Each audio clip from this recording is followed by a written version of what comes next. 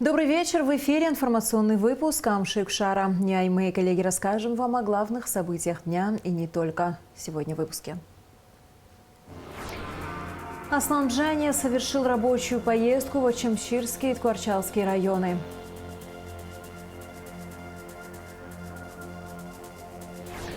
Семья Зои Ромаи, россиянки, пропавшей во время наводнения в селе Алахадзе, написала на имя министра по ЧС Льва Квицини открытое письмо.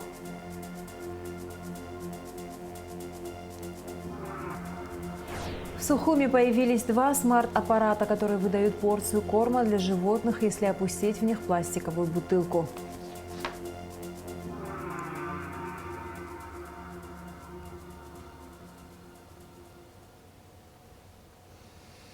Аслан Бжания совершил рабочую поездку в Очамчирский район. В поездке главу государства сопровождал премьер-министр Александр Анкваб.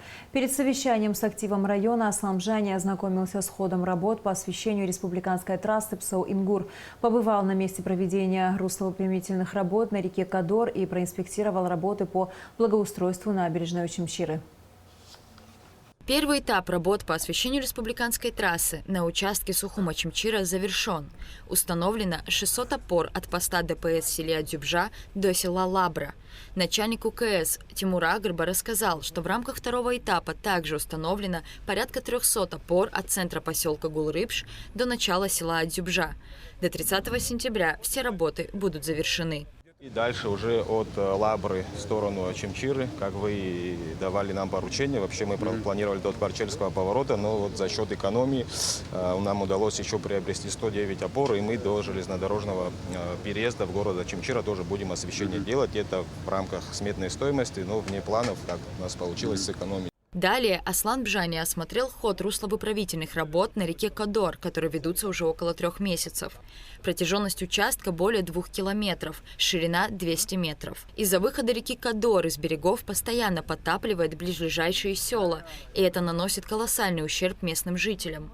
На укрепительные работы из резервного фонда президента выделено более 60 миллионов рублей. Задача сейчас его доработать и дочистить. И дальше.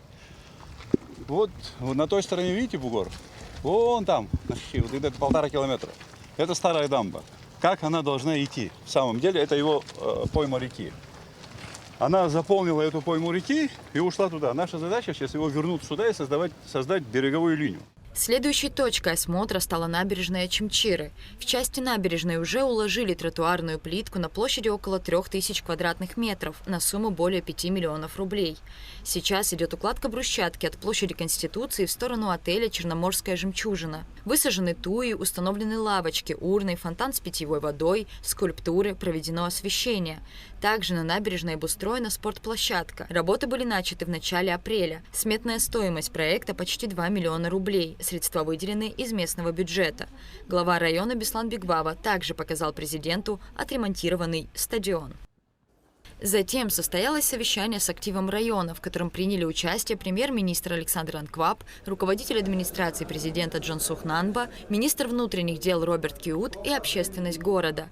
На повестке стояли вопросы финансово-хозяйственной деятельности, результаты работы районных отделений МВД, филиала Черноморэнерго. Доходная часть бюджета Очамчирского района за первое полугодие 2023 года при плане 126 миллионов 210 тысяч рублей выполнена на 42 миллиона 677 тысяч рублей, что составляет 33,8%. Это на 83 миллиона 523 тысячи рублей меньше ожидаемого. Неисполнение бюджета Очамчирского района по доходам первого полугодия обусловлено отсутствием сырья, производственной хамсы у 6 рыбоперерабатывающих предприятий. Говоря о причинах низких показателей выполнения плана, Беслан Бигвава отметил, что пополнение доходной части бюджета района во многом зависит от работы рыбоперерабатывающей отрасли. В осенне-зимнюю путину минувшего года в акватории Абхазии было выловлено всего 6,5 тысяч тонн хамсы при квоте в 35 тысяч тонн. За учетный период получена дотация республиканского бюджета в сумме 18 миллионов 467 тысяч рублей. И в сумме 1 миллион 830 тысяч рублей на проведение юбилейной даты победы Великой Отечественной войны Абхазии 1992-1993 года. Субсидии в сумме 68 миллионов 737 тысяч рублей.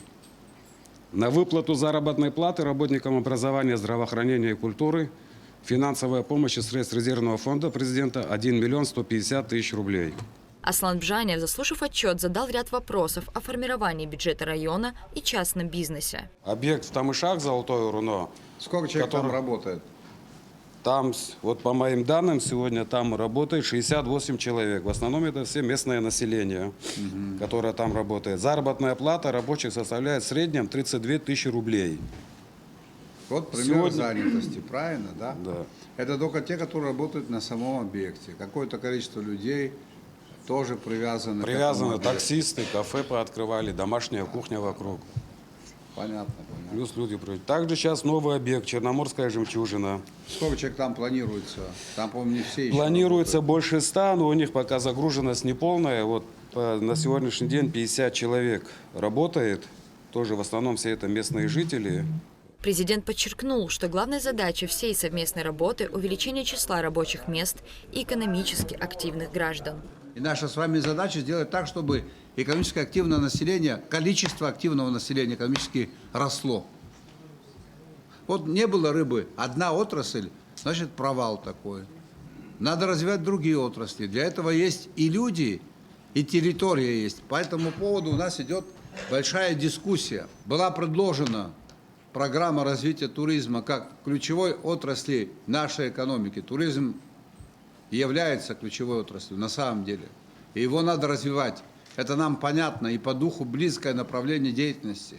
За туризмом пойдет развитие сельского хозяйства, за туризмом пойдет развитие села, соответственно, сохранение нашей культуры, нашей традиции. За этим пойдет развитие транспорта, логистических возможностей страны. Также президент поговорил с жителями Ачимчирского района, ответил на ряд вопросов, пообещал разрешить некоторые проблемы. На совещании была затронута и тема закона об апарт-отелях. Если программа будет принята в том виде, как предлагается, это всего 300 гектаров на всю Абхазию. 0,3% от береговой линии. Много? Это то, что изменит экономику страны. Процесс надо запустить. Он носит лимитированный характер, ограниченный характер. Всегда в этот закон можно будет изменить, внести изменения, еще более его ужесточить. Премьер-министр Александр Анкваб, говоря об упомянутом законе о правовом регулировании апарт-отелях и опасениях, связанных с демографией, озвучил некоторые цифры рождаемости и смертности в республике. По информации Александра Анкваб, с 1994 года с поправкой в 2-3% в Абхазии появилось на свет 48 тысяч человек, умерло 40 тысяч человек. Число родившихся больше числа умерших на более чем 8 тысяч человек. Родилось абхазов 31 462 человека. 31 462. Умерло 12 833. Плюс 18 629 человек. Это в том числе и в адрес тех, кто связывает демографию с апарт-отелями, с гостиницами, с экскурсиями, со многим другим. Так. Так вот, нам надо опасаться не апарт-отелей, а таких заболеваний, как ковид. Браки, которые были 19-20 год, в 2020 году появилось на свет 955 абхазов, переходящий 19 на ковидный 20 год. В 2021 году число родившихся абхазов уменьшилось на 100. Вот чего надо опасаться. Вот где реальная угроза демографии. В ходе встречи с активом Аслан Бжани и Александр Анкваб высказались по целому ряду тем, волнующих граждан. Рада Чачава, Тимур Гугохия, Абхазское телевидение. Расширенный репортаж о рабочей поездке президента в Ачимчирский район смотрите в ближайших выпусках новостей. А накануне глава государства посетил с рабочей поездкой Ткварчалский район. Перед совещанием с активом района президент побывал в бывшем цитрусовом совхозе Аяйра и в селе Кахора, где выращивают голубику. Обо всем подробно в материале Гугуцы Вардания.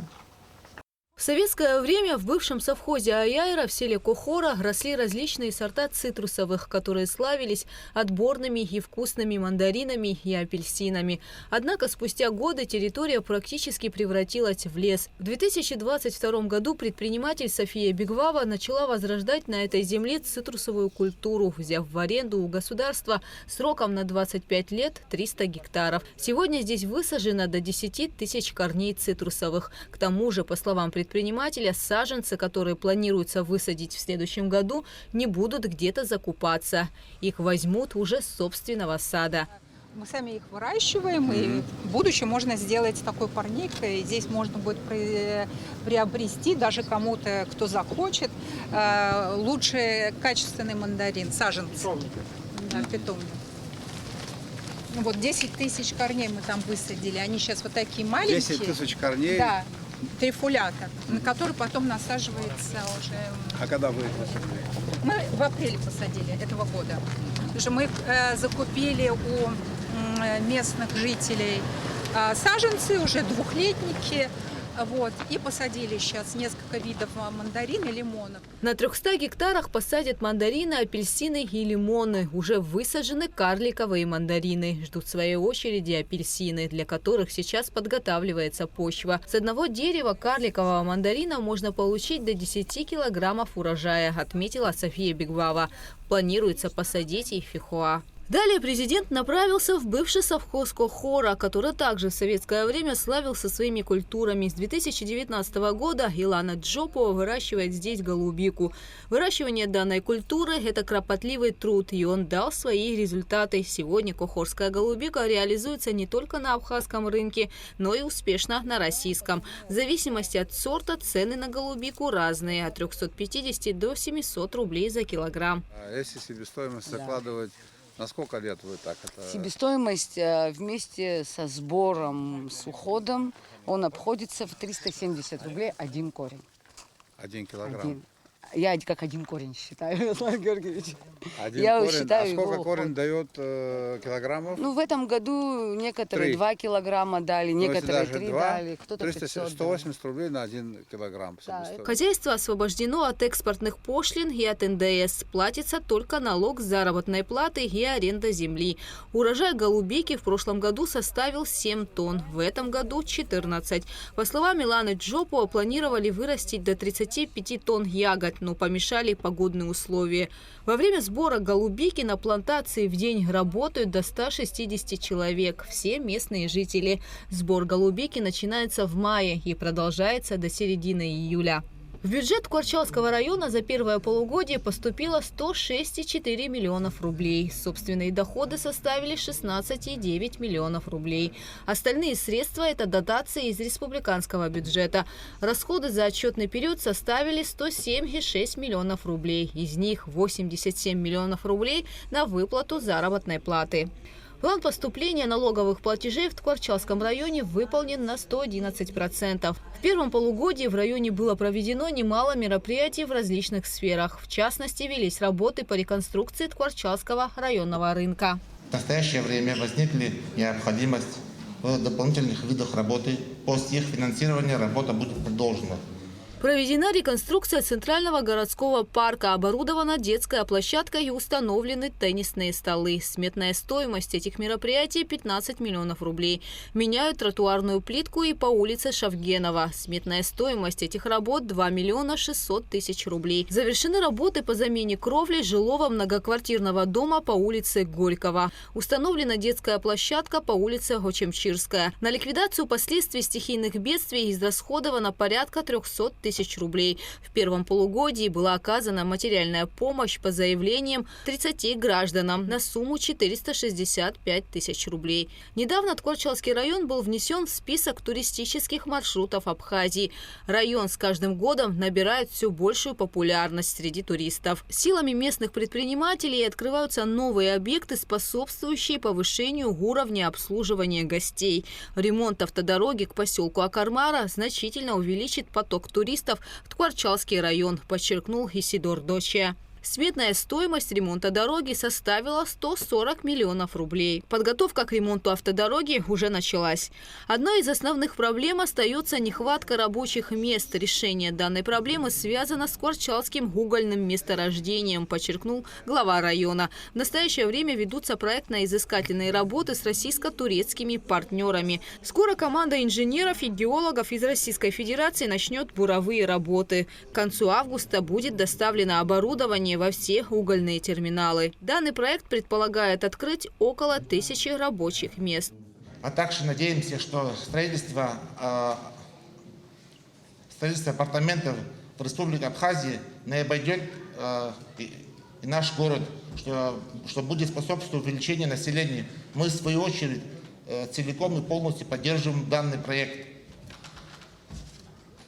При администрации Ткачевского района создана комиссия для подготовки проекта развития Ткачевского района в перспективе до 10 лет, где будут отражены вопросы по созданию рабочих мест, открыть новых предприятий, развитие отдельных отраслей, экономики, увеличение количества населения и так далее. До конца текущего года проект будет завершен и представлен на ознакомление президента Республики Абхазия.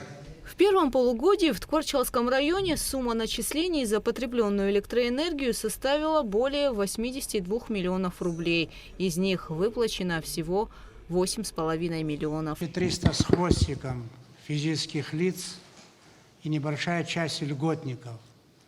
Процент оплаты за потребленную электроэнергию составляет 7,9%.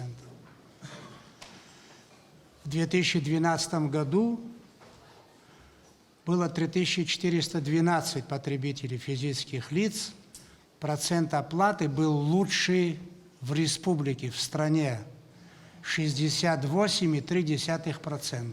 Вот над этими 4 цифрами надо поработать. Это был лучший показатель в Абхазии.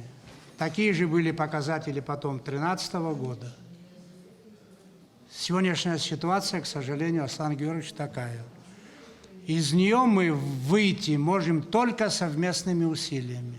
Подводя итоги совещания, президент отметил, что необходимо во всех сферах проводить грамотную работу, и только тогда будет результат. Я просто хочу еще раз напомнить. Мы независимое государство, которому помогает Российская Федерация. Но помощь Российской Федерации не может быть безграничной. Она носит ограниченный характер. Наши же потребности значительно больше, чем та помощь, которую нам могут сегодня оказать. Мы сами должны научиться работать. Мы сами должны научиться создавать предприятия. Поэтому мы сегодня находимся на таком этапе, знаете, не цивилизованный, а цивилизационный подход. Если мы научимся работать грамотно, с применением современных форм хозяйствования, тогда у нас будет прорыв. Работа на всех уровнях в городе, она значительно лучше, чем то, что было до 2020 года. И об этом говорят цифры. Но этого очень мало. Должно быть больше. И это и ваша, и наша совместная задача. За 6 месяцев в Кварчалском районе зарегистрировано одно преступление, и оно раскрыто. Также зарегистрировано одно дорожно-транспортное происшествие, в котором 2 человека получили легкие телесные повреждения. Гугут Савардания, Рамо Камкия, Абхазское телевидение. Аслан Бжания встретился с музыкальным менеджером, художественным руководителем культурного центра «Сириус» Хансом Йоахимом Фраем. Президент выразил надежду, что встреча станет импульсом для плодотворного сотрудничества в сфере культуры. Ханс Йоахим Фрай, в свою очередь, выразил благодарность за теплый прием и подтвердил намерение укреплять культурные связи с республикой. Основной темой двустороннего сотрудничества в ближайшем будущем может стать организация фестиваля Абхазии на площадке культурного центра «Сириус» с участием абхазских артистов эстрады, танцевальных и театральных коллективов. Состоялась встреча спикера парламента Лаши Ашуба с уполномоченным по правам человека в Абхазии Анас Кишмария. Омбудсмен рассказал об итогах рабочей поездки в Москву, о встрече с уполномоченным по правам человека в России Татьяной Москальковой и о подписанном соглашении о взаимопонимании сторон. Лаша Ашуба выразил уверенность, что абхазо-российское сотрудничество в области прав человека принесет только положительные результаты. Делегация Абхазии во главе с вице-премьером Бесланом Диопо и заместителем министра иностранных дел Ираклием Тужба прибыла в Никарагуа на празднование 44-й годовщины триумфа сандинистской революции. В аэропорту делегацию встретил советник президента Никарагуа Лауриано Ортега. Беслан Диопо, говоря о взаимоотношениях Абхазии и Никарагуа, отметил, что народ Абхазии, который так же, как и Никарагуа, боролся за свою свободу, всегда будет благодарен Республике Никарагуа и команданте Даниэлю Ортеге за признание независимости и суверенитета. Находимся над душой и сердцем. Мы из-за океана, из братской Абхазии привезли вам огромное, большое спасибо, благодарность братского народа, народу Никарагуа. Народ Абхазии, который прошел также нелегкий путь становления государства, независимости, он очень благодарен народу Никарагуа и его лидеру Даниэлю Ортега за признание независимости, одной из первых, которые признали независимость. Для нас это очень важно и дорого. Еще раз выражаем вам большую благодарность, и мы всегда рядом, хотя и далеко находимся, над душой и сердцем, и с вами, так же, как и вы находились в то наше тяжелое время с нами. Затем правительственная делегация посетила посольство Абхазии в Никарагуа. В программе визита запланированы рабочие встречи с республиканскими министрами и подписание программы мероприятий на этот год между двумя странами по сотрудничеству в области образования, культуры, спорта и молодежной политики. Министр внутренних дел Роберт Киут провел выездное совещание с личным составом ОВД по Галскому району. Министр высказал ряд замечаний по работе и дал соответствующие поручения, которые потребовал выполнить в кратчайшие сроки. Подробности в репортаже пресс-службы ведомства. Товарищ министр внутренних дел Республики Абхазия, личный состав ОВД по Галскому району находится при исполнении служебных обязанностей. Замечаний происшествий нет, докладывает заместитель начальника ОВД по воспитательной работе подполковник Шкерия. Министр внутренних дел Роберт Киут провел выездное совещание с личным составом ОВД по Галскому району. В совещании также принял участие заместитель министра Беслан Чкаадуа. Заслушав доклад начальника отдела внутренних дел Беслана Живания, генерал-майор Киут высказал ряд замечаний по работе личного состава Галского ОВД. Вы молодой коллектив, вот здесь вот находитесь. Гал сегодня является самым спокойным регионом в Абхазии. Но это не ваша заслуга. Это заслуга ваших старших, людей, которые здесь погибали, для того, чтобы был здесь порядок. Но вы пытаетесь его переиначить. Я хотел бы, чтобы весь личный состав это слышал, потому вас всех здесь собрал. Ко мне поступают периодические жалобы о поведении личного состава. Здесь я проработал не один день, и очень много людей здесь знают. Ни в коем случае недопустимы поборы. Здесь живут люди и граждане нашей страны. Из-за таких, как некоторые из вас, гибли здесь ребята наши, друзья. Если в ближайшее время, если здесь не будет наведен порядок, то будем наводить его другими силовыми средствами. Мы должны обеспечивать правопорядок, а не сами быть преступниками. Каждый преступник будет сидеть в тюрьме, в каких бы погонах он ни находился. Я вам это сделаю. Отныне будет так. Есть представители паспортной службы здесь? Как фамилия ваша? Вы начальник также? По вам отдельные вопросы тоже, что вы знали. Очень много тоже жалоб. Министр Роберт Киут подчеркнул, что хорошо знает проблемы жителей Галского района изнутри и хорошо владеет информацией с первых уст. В этой связи главой МВД поручено строго соблюдать должностные обязанности и руководствоваться исключительно законом о милиции, уставом и положением о службе в органах внутренних дел. Я скажу вам так, это не всему личному составу, который здесь присутствует, касалось то, что я говорю.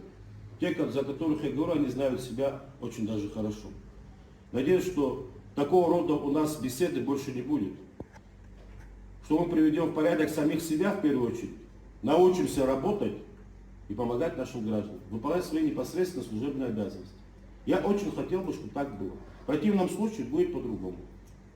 Так что желаю вам успехов, желаю вам благополучия. Во всем, что нужно, Ислам, ты знаешь прекрасно, любые заявки, мы готовы вам помочь, готовы оснастить всеми необходимыми средствами, которые вам нужны будут. Главное, поставьте работу в правильное русло. Я хочу, чтобы здесь подразделение работало достойно. Не будоражьте население. Надо помогать людям, которые в этом очень сильно нуждаются. Это ваша непосредственная задача – обеспечение правопорядка. Все поручения министр Роберт Кют потребовал выполнить в кратчайшие сроки, отметив, что лично проконтролирует их выполнение в ходе следующего совещания в отделе внутренних дел Галского района. Семья Зои Ромайя, россиянки, пропавшей во время наводнения в селе Алагадзе, написала на имя министра по чрезвычайным ситуациям Льва Квицини открытое письмо. В письме родные пропавшие женщины выражают благодарность абхазским спасателям. Вот некоторые выдержки из письма. Мы думали, что 9 июля только у нас случилась беда. Стихия унесла родную и близкую Зою, а вышло, что беда стала общей. Пока мы горевали и ужасались, вы искали. Мы приехали, вы искали. Мы уезжаем, вы продолжаете искать. Вы приняли эту историю сердцем, а мы, благодаря вам, пережили в своем сердце одну удивительную вещь. Когда видишь, что другие люди не опускают рук, не предаются отчаянию, а работают, ищут и не сдаются, то страх сжимается, отступает и приходит надежда. Мы каждый день наблюдали, как работают спасатели Абхазии с рассвета до заката, сменяя друг друга, не вылезая из воды, в нулевой видимости, ночуя прямо на берегу, питаясь на ходу, терпеливо слушая наши самые фантастические версии, выполняя наши самые замороченные просьбы. Мы получали помощь от самых разных людей, из других городов, совсем незнакомых нам. Это были дни не только ужаса и одиночества, но и уверенности, что за нами стоит добрая сила, которая не оставит в беде. Да, мы христиане и веруем в Бога как в главную силу, милующую и дарующую.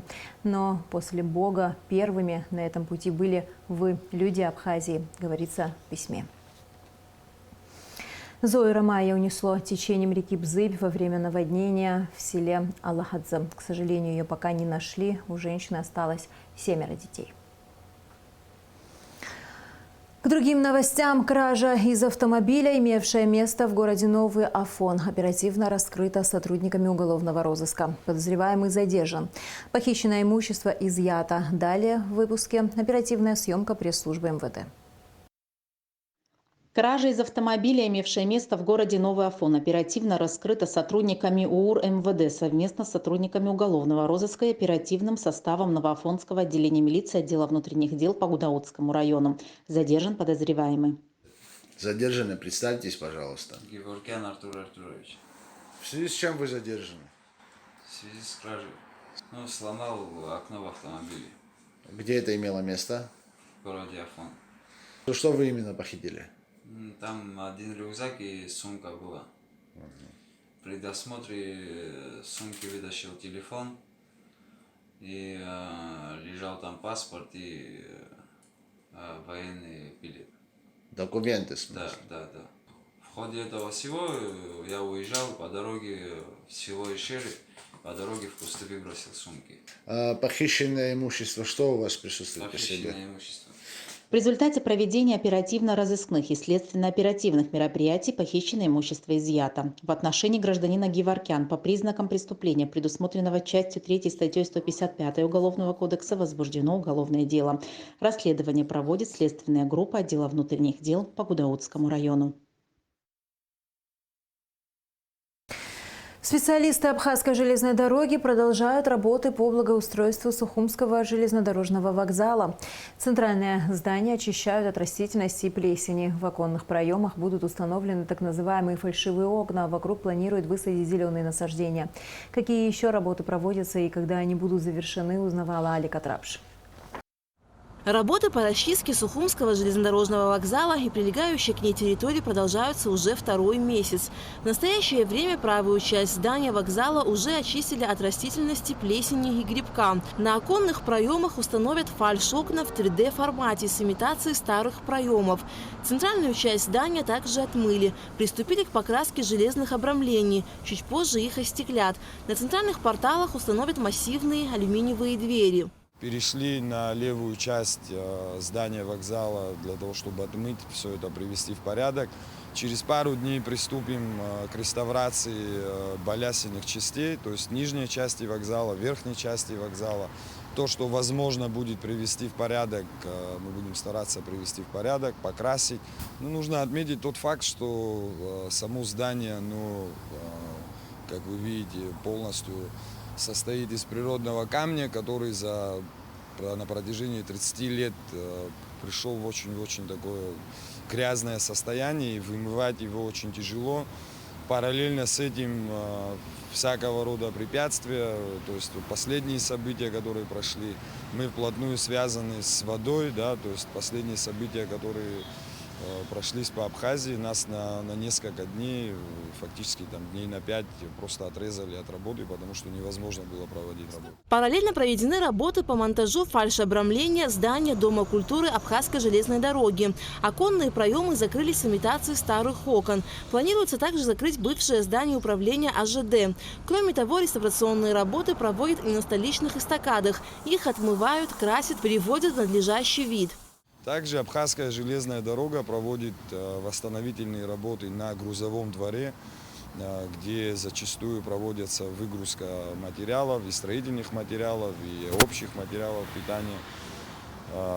Проводятся работы по восстановлению ангара, кровельное покрытие, для того, чтобы упростить процесс выгрузки ненастной погоды. Чтобы здание вокзала и прилегающая к ней территория приняли более эстетический вид, вокруг будут высажены зеленые насаждения. Посмотреть старые фотографии, есть перед вокзалом, перед каждым крылом зеленая зона. Мы будем ее восстанавливать, будем обрамлять поребрикой, выкладывать расстояние между зданием ЖД вокзала до асфальта брусчаткой. Все это будет доводиться до такого более-менее паркового состояния. Все работы по расчистке Сухумского железнодорожного вокзала выполняются за счет средств Абхазской железной дороги. Их планируют завершить до празднования Дня Победы и независимости Абхазии. Также АЖД проводит работы по расчистке Гудаутского вокзала. Альга Трапш, Алексей Гухава, Абхазское телевидение. В Абхазии запрещается финансирование из бюджета расходов на проведение корпоративов, за исключением празднования юбилейных дат государственных органов и учреждений. Соответствующее распоряжение подписал премьер-министр Александр Анкваб. Контроль за исполнением распоряжения возложен на Министерство финансов. В Сухуме появились 2 смарт-аппарата, которые выдают порцию корма для животных, если опустить в них пластиковую бутылку. Один установлен в Новом районе, второй на Маяке, на территории Института экологии. Аппараты установлены общественной организацией «Абхаздеск» в рамках экологического проекта «Спасем мир от мусора». Тему продолжит Шазина Ханагу. 12-летний Айнар Парцваня живет в Новом районе. Он один из тех, кто уже испытал смарт-аппарат. Мальчик рассказал о том, что вместе с друзьями собирает бутылки, чтобы животные не оставались голодными. Айнар с улыбкой на лице отметил, что рад установке такого аппарата. Каждый день, когда мы собираем бутылки, приносим и собак кормим. У нас собака есть, щенятам мы корм приносим. Она вся худощавая, из-за этого приносим дома в садике. И так приходят люди, и бутылки собирают, полные коробки и наполняют. И я видел такие несколько. Жалко, что их мало. Наоборот, больше должны ставить. Этот необычный смарт-аппарат установили в республике совсем недавно. Данное устройство подает в специальный резервуар воду и корм для бездомных животных в обмен на бутылки из пластика. Как только прохожий забрасывает бутылку в специальный отсек, в нижней части автомата подается корм. Идея об установке аппарата принадлежит общественной организации «Абхаздеск». Давно у нас болезненная тема экологии в Абхазии, да, и у нас это второй проект уже, первый был связан с бумагой. И вот когда мы разрабатывали проект по привлечению внимания проблемы пластика в Абхазии, мы думали, как же стимулировать людей, чтобы люди собирали пластик. И идея пришла, мы увидели в Стамбуле такие аппараты и решили установить, попробовать в Абхазии, чтобы человек сразу увидел результат. Да? Он бросил бутылку и высыпается корм для животных. Ну и, соответственно, могли еще и помочь бездомным животным, что тоже большая проблема в Абхазии. Простое устройство обеспечивает в постоянном доступе корм для животных, которые зачастую могут рассчитывать лишь на местных заботливых жителей, подкармливающих их. Такой необычный автомат питания приносит положительные перемены на ту территорию, где зачастую судьба бездомных животных незавидна. Смарт-аппараты были куплены в Турции, стоимость одного $2500. Мы их заказывали в Стамбуле.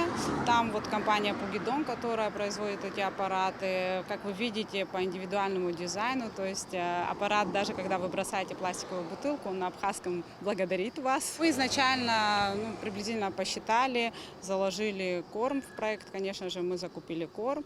Специально купили корм для кошек, чтобы могли есть и собаки, и кошки.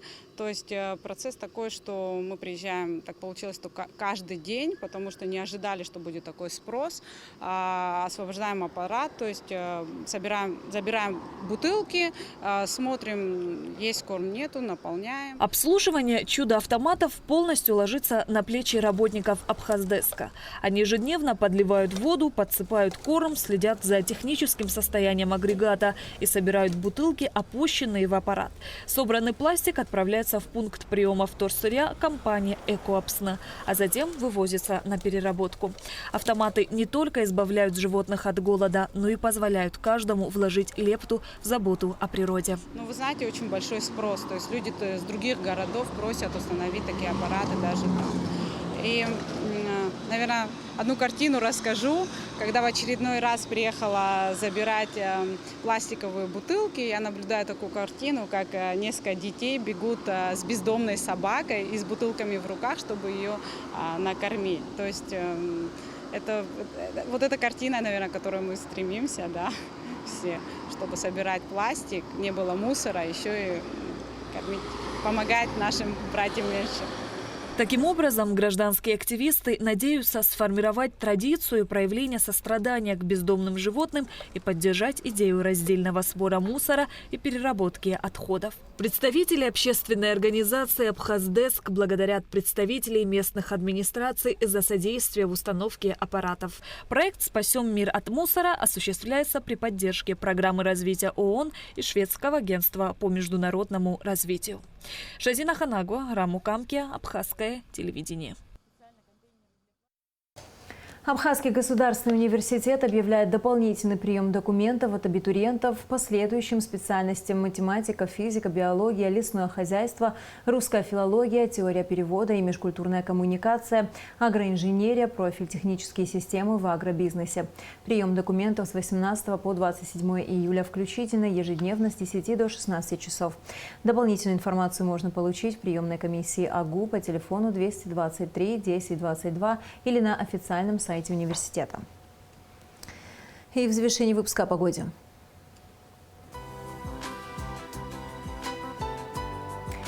По сообщению Гидрометцентра, в среду 19 июля на территории Абхазии ожидается небольшая облачность, преимущественно жаркая погода без осадков. Температура воздуха ночью 17-22, днем 25-30 градусов, температура морской воды 25 градусов.